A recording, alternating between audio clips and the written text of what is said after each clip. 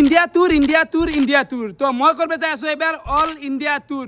প্ৰথমতে সকলোকে বহুত বেছি ধন্যবাদ, কাৰণ লাষ্ট 3-4 বছৰ ধৰি আপোনালোকে মোক যিখিনি ছাপোৰ্ট কৰি আহি আছে আৰু সেই ছাপোৰ্টৰ ফলত মই আজি এনেকুৱা এটা সাহস পাইছোঁ য'ত অল ইণ্ডিয়া মই এটা টুৰ কৰিব যাই আছোঁ আৰু কেৱল সম্ভৱ হৈছে আপোনালোকৰ কাৰণে। এই অল ইণ্ডিয়া টুৰটো কৰিব লাগিন মোক এটা হিউজ লেভেল বাজেট লাগিব, যিটো মই অকল ইউটিউবৰ যিহেতু পইচা পাওঁ, ইউটিউবৰ পইচা দি সম্ভৱ নহয়। তো এইখিনিতে ওপৰত এটা ফোন নাম্বাৰ আহি আছে, এই ফোন নাম্বাৰটোত আপোনালোকে কণ্টেক্ট কৰক আৰু আপোনালোকৰ যদি কিবা দোকান প্ৰতিষ্ঠান ব্যৱসায় কিবা কোম্পানী কিবা এপছ হওক যি এনেকুৱা লিগেল বস্তু আছে তো আপোনালোকে মোৰ থ্ৰু দি প্ৰমোশ্যন কৰিব পাৰে আৰু গোটেই ট্ৰিপটো স্পনচাৰো কৰিব পাৰে অতি কম পইচাত।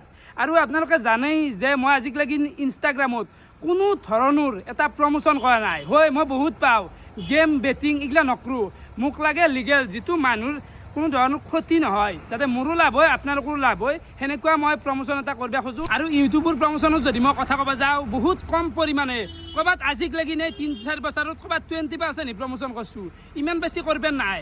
আহে মই নকৰোঁ, কাৰণ ৰাইজে বেয়া পায় প্ৰমোশ্যনটো, বৰিং পায়, সেইকাৰণে প্ৰমোশ্যন নকৰোঁ। কিন্তু এই অল ইণ্ডিয়া টুৰটোৰ কাৰণে প্ৰমোশ্যন কৰিব লাগিব। তো মই টুৰ যোৱাৰ কাৰণে ৰেডি, একদম বেগ চেগ গোটেই বাজাৰ চাজাৰ এইবিলাক টুপি চুপি কিনি একদম ৰেডি। আৰু আপোনালোকেও জল্দি কণ্টেক্ট কৰক যদি কোনোবাই প্ৰমোশ্যন কৰিব খুজি আছে। কি ক'বা?